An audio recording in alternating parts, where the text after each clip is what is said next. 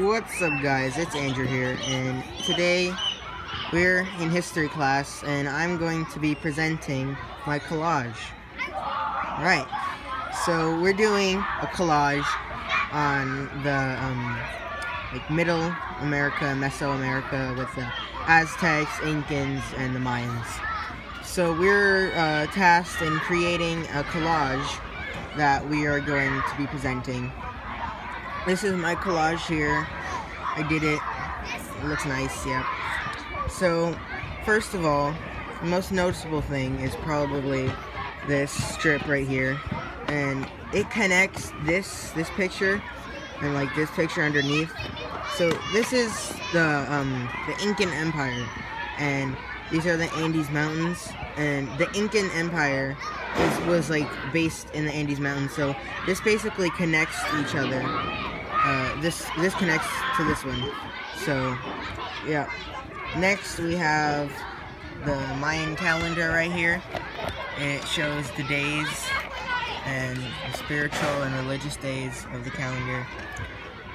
I have the Aztec, the eagle eating the snake on the prickly pear. I put it up at the top because it represents a religious belief that when they found this eagle eating the snake, that they would find where they're supposed to take land and where they're supposed to build a great civilization. So this is why I put it at the top, and then I obviously put the words Aztecs over it because Aztecs are the only ones who believe in this day. Sorry about all the background noise. I'm outside at school. This is a woman. She is holding some like a string, row strings with knots on it.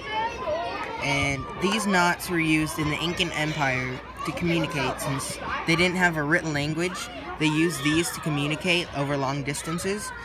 So when they were trying to communicate over long distances, they had rest stops and they used knots on string to communicate with each other. So yeah, that's kind of smart way that they did it.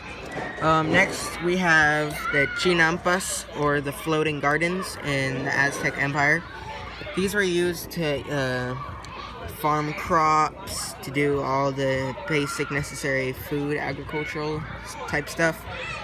And yeah, these were very essential to the Aztecs because without these, they wouldn't have all the food that they have. These right here were the floating gardens, those things. Next, we have the great city of Tenochtitlan. I know it says Teotihuacan here. That's another way to say it. But yeah, this is only a part of their great city. They had this right here. This is the temple that they used to sacrifice people.